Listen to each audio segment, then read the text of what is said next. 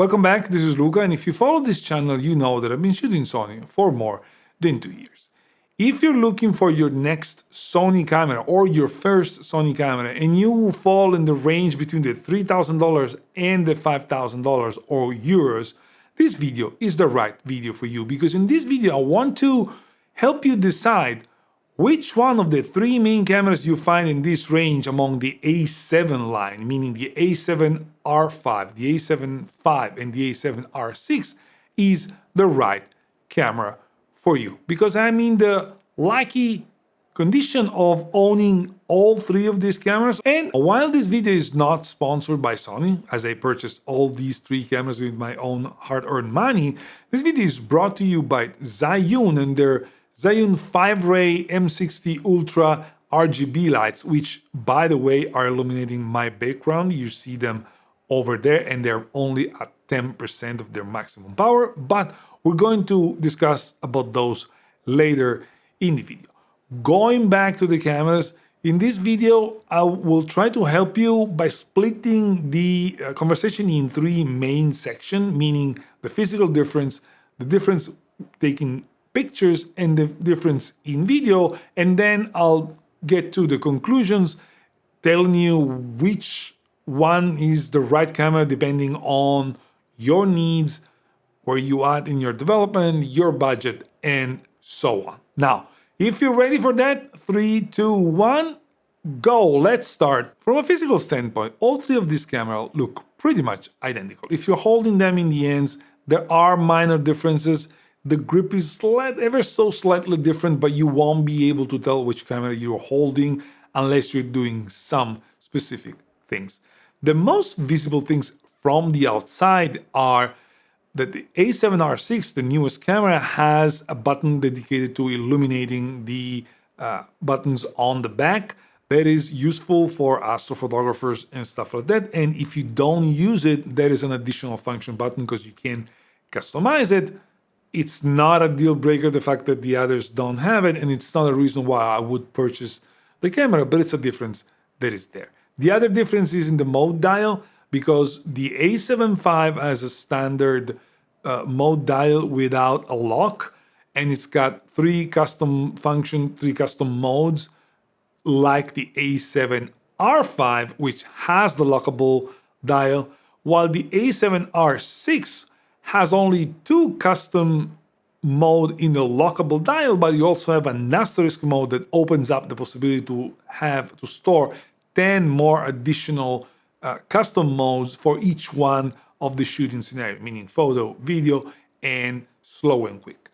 Those are visible differences, and in some cases are differences that impact the usability of the cameras, but in any case, it's not a reason why I would purchase a camera over the other. When you go more into the functionality and you go a little bit deeper into the differences between these cameras, you will see that when it comes to the storage solution, the A7RV and the A7R6 both have a dual hybrid solution. Both of the slots can host either CF Express Type A or SD cards, while the A7V has a lower tier solution with one hybrid and one SD card slot only. Now, for $3,000, I believe that the A7V should have had the dual hybrid solution.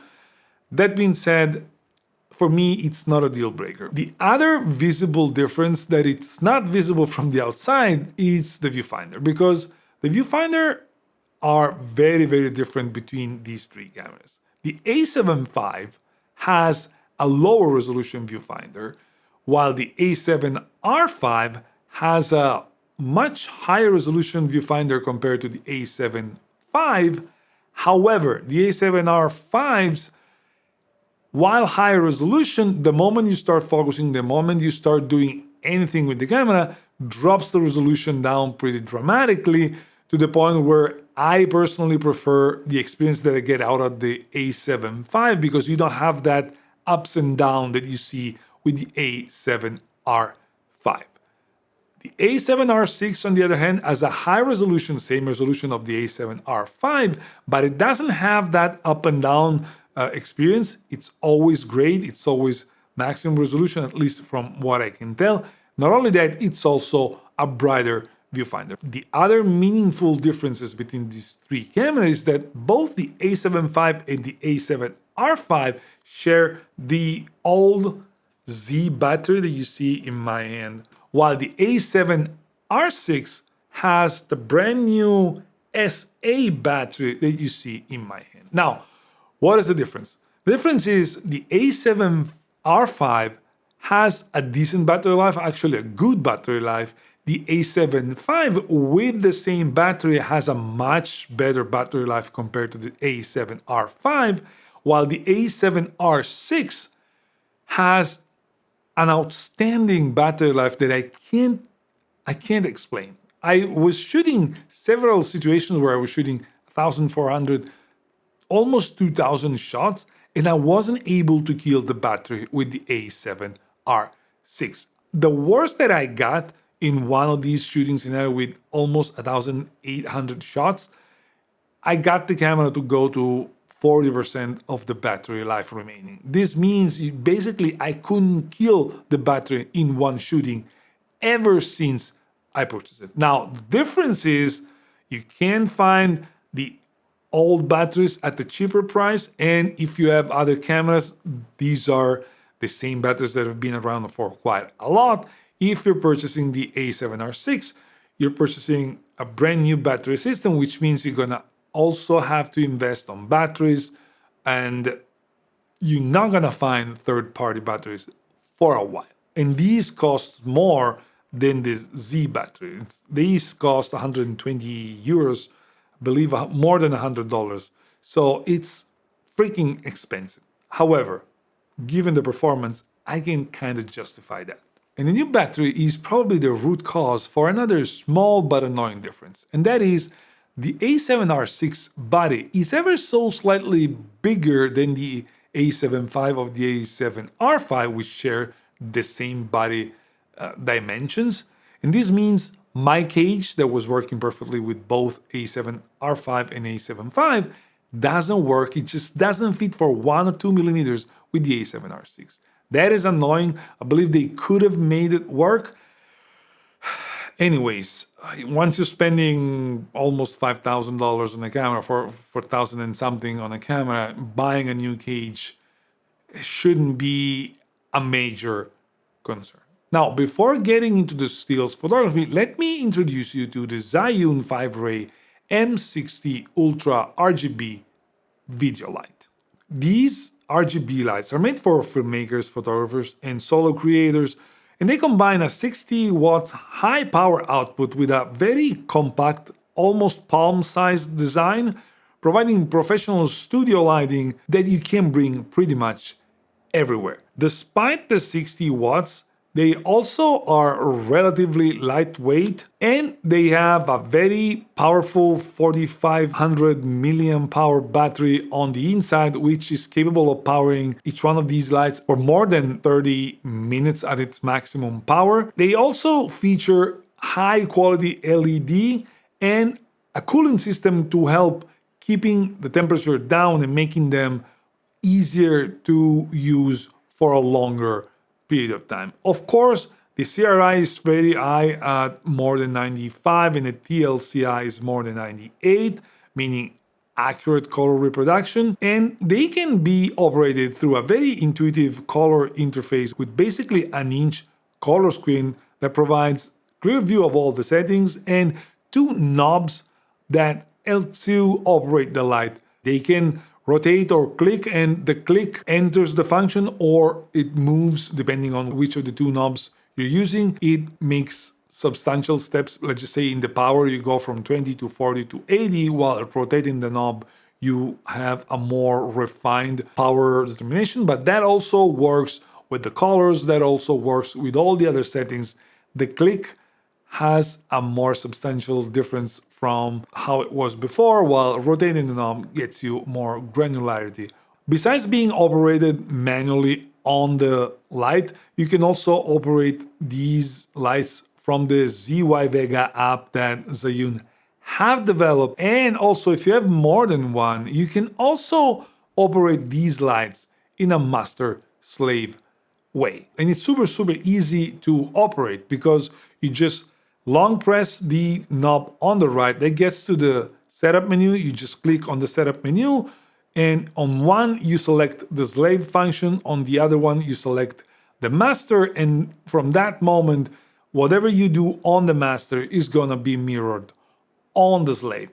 Whether you're choosing colors, whether you're choosing effects or anything else, the master is going to drive both. That is a very useful function that they put in these lights, because when you're operating lights this size, you're probably having more than one to illuminate your scene properly. And if you need to have an even light, having a master-slave solution is super, super, super cool. If you want to know more, go look at the link in the description. It's going to take you to the purchasing site, and if there's any discount, you're going to find it in the description below. Now, back to the cameras. When it comes to photography, the most obvious difference between these three cameras is the resolution. While the A7V sports a 33 megapixel sensor, the A7RV sports a 61 megapixel sensor, and the A7R6 sports a 67 megapixel sensor. Now, in the real world, telling the difference between 67 and 61 is going to be basically impossible, but when you compare 61 or 67 to 33, you can definitely tell that there's a difference in resolution, that you can zoom in way more with a higher megapixel sensor. Now, here's the thing.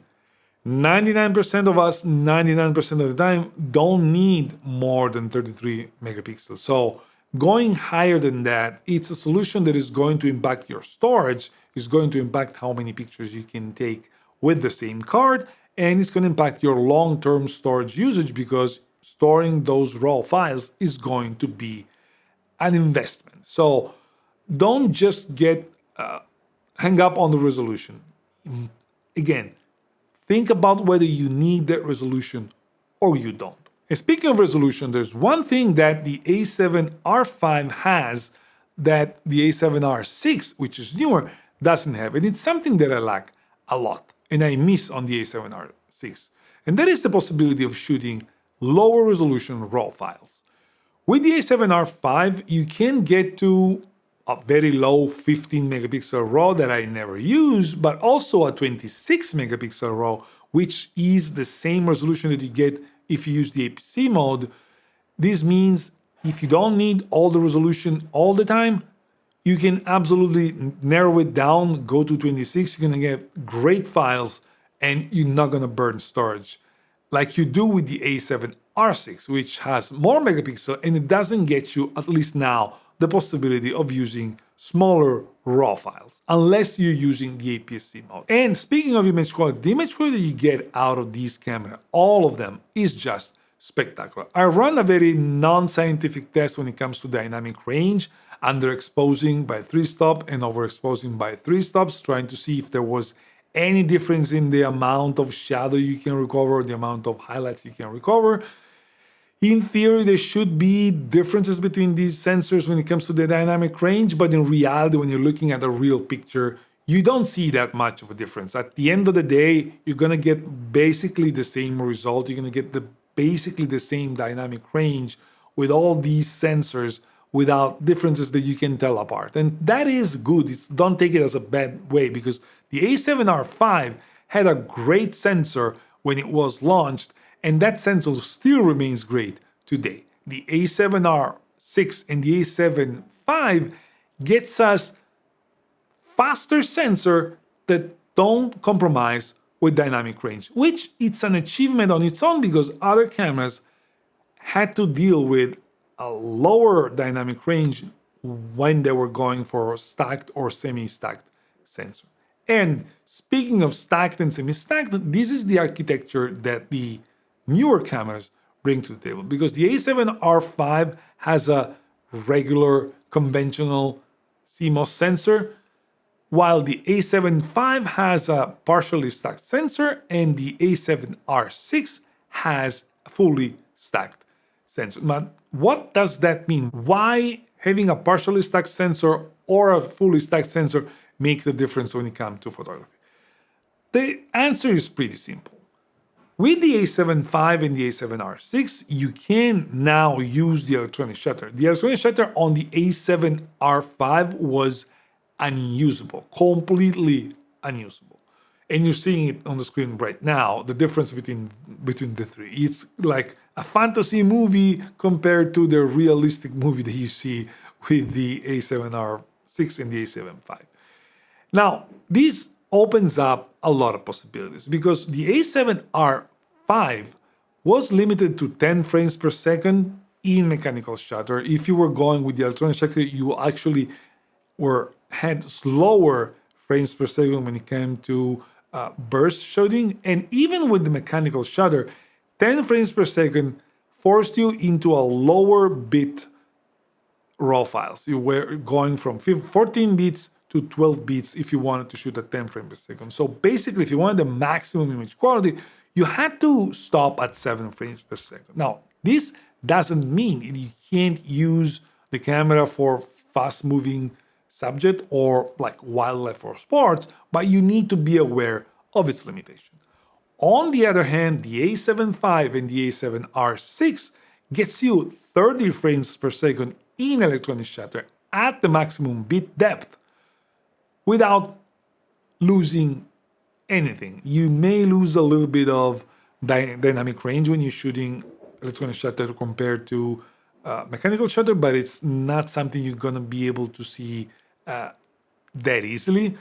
And also, together with the additional burst capabilities that you have with both cameras, you also get the blackout-free experience when you're using those cameras. Meaning that when you're shooting electronically, you won't see any blackout between the frames. As you're shooting, you see everything that is going on without losing anything. That helps tracking your subjects, that helps keeping them in the frame the way you want it. And also, that stacked or partially stacked sensor helps with autofocus because the autofocus algorithm can read more frequently compared to what they can do when you're shooting mechanically. Now, between the A7V and the A7R6, telling them apart when we're using the electronic shutter is not that easy.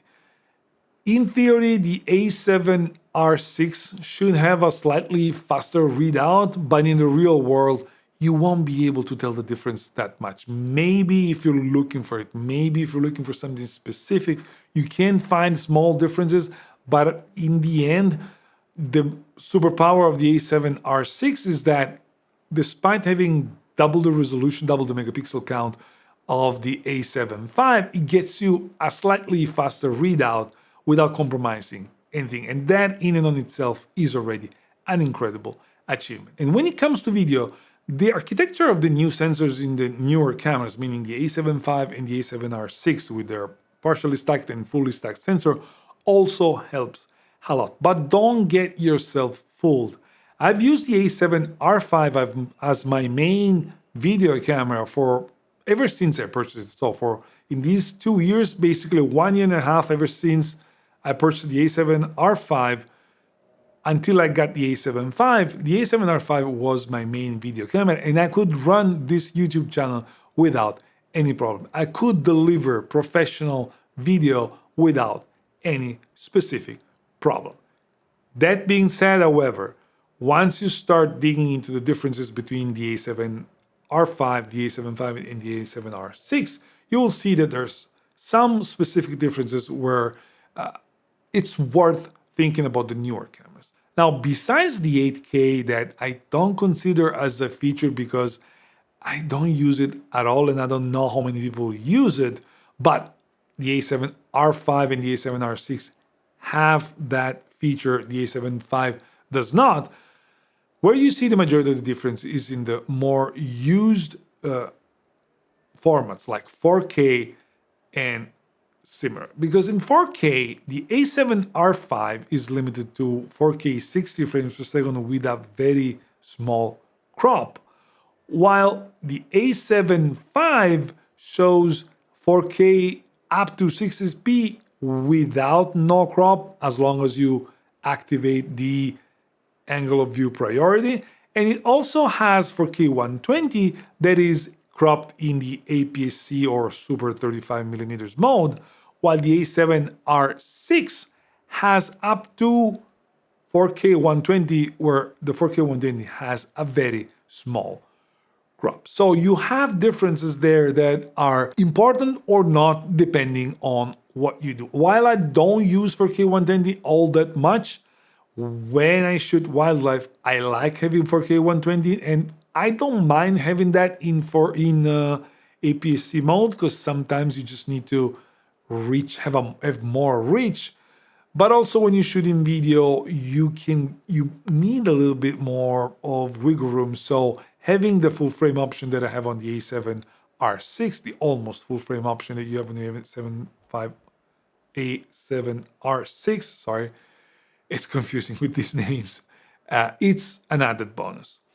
You can also see differences when it comes to of course, the rolling shutter performance, because the A7R5 shows more rolling shutter that you see in the A7V or the A7R6, where they are pretty similar, although the A7R6 has a faster readout speed.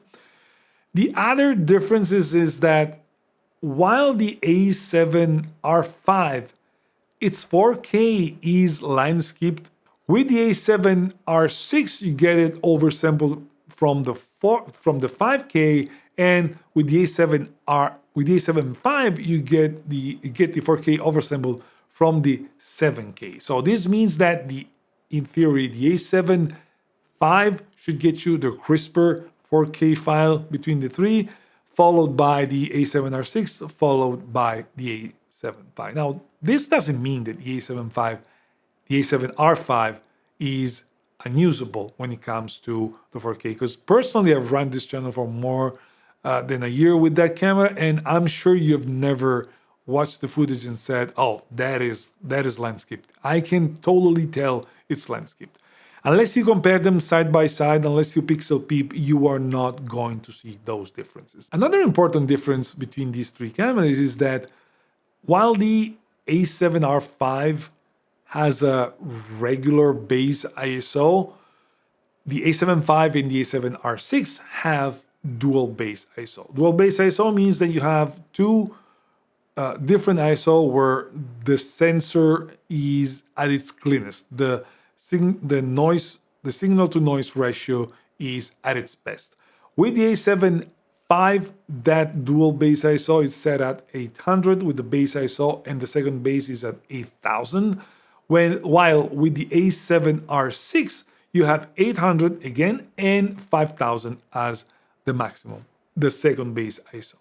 Now, those are very important and very usable functions, because if you're shooting in very low light, knowing that you have another step where the sensor cleans up makes a lot of a difference, because you know that if you need 3200 ISO, you might as well use 5000 on the A7R6 or 8000 on the A7V, and then operate with ND or your shutter speed or your aperture to compensate for that additional gain that you're putting in the camera, but the signal is going to be better than shooting at 3200 ISO. So those are meaningful differences that you need to be aware of. And so which camera should you get? Because at the end of the day, that's what you're here for, right?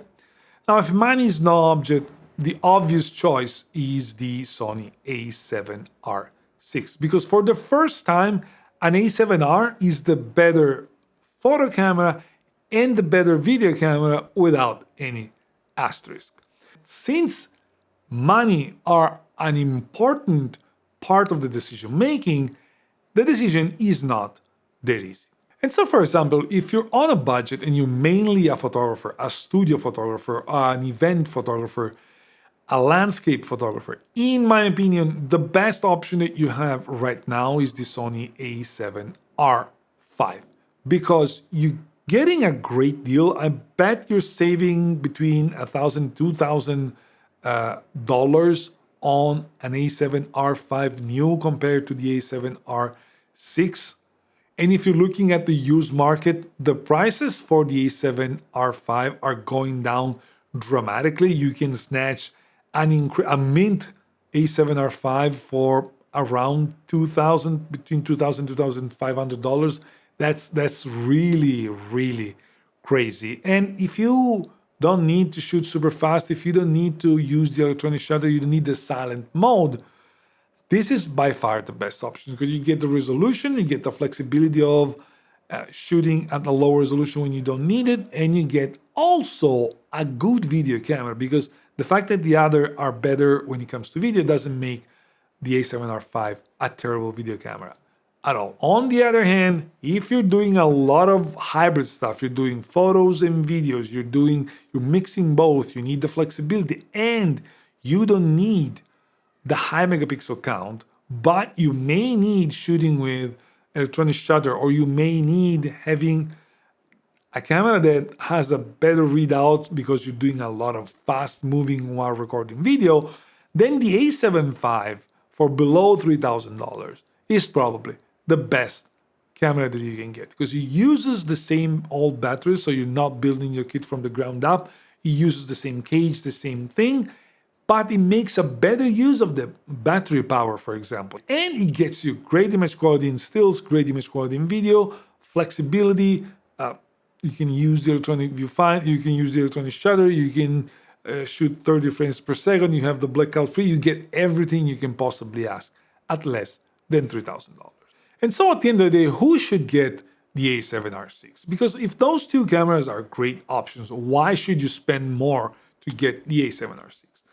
In my opinion, the target user for the A7R6 is photographers with, of course, a decent budget that need not want, need high megapixel because of what they're doing, and also need the flexibility of shooting fast bursts with a blackout-free viewfinder, and also may need to shoot 4K video at 120 or 60 frames per second with no crop, and they need an incredible flexible camera. But also, in my opinion, this camera is going to be perfect for those who need a camera that has a high megapixel count. So the main thing is a camera with high megapixel count, but they were also trying to approach sport and wildlife, but they don't make a living off of that. So justifying the purchase of an A1 Mark II or an A9 Mark III would make no sense. With a camera like the A7R6, you now have a camera that is the perfect studio, event, landscape photography camera. But if you want to dive more into wildlife, if you want to dive more into sports, and you're not making a living off of that, you can now use this camera without the need to spend for another camera just to get that type of performance. Now, that is, in and of itself, saving money compared to purchasing a top-of-the-line camera. Now, let's be clear. I am not saying that you should prefer the A7R6 to an A1 Mark II or an A9 Mark III. If you're making a living from wildlife sports and stuff like that, those are the cameras that you should look at, because the advantages you get with those cameras are something that are gonna basically pay your bills. But if you're not making a living off of those things, and you already have a camera like the A7R6, if you want to try, if you want to see if there's a market for you over there, that camera allows you to do that, and allows you to, at that point, save $7,000 or $6,000, whatever you're going to spend on another camera just for that. So even if you just choose because of the budget that you have, you will always get an incredible camera regardless of which one you pick. These three cameras are just incredible. Now, when it comes to me, I don't need all three cameras. I need to get rid of one of them. And for what I do, because of the YouTube channel, because of what I'm willing to do in the future, I'm willing to dive more into videography, and also I'm doing a lot of photography with studio and stuff like that. I will keep the A7R6 and the A7V, and I will sell the A7R5. I'm not happy of selling these cameras because this camera has basically introduced me to the Sony ecosystem, and the price is going down so much that it's making me pretty upset. I just didn't think the price could go down this much. But anyways, having 3 cameras is not justifiable for me, so the A7R5 is going to go. I hope this video was not too long, although I believe it is. And I hope you got some useful information out of this video. If you did, let me know in the comments below, leave me a thumbs up and subscribe to the channel if you haven't. That was it for today. Ciao, grazie, and I'll see you in the next one.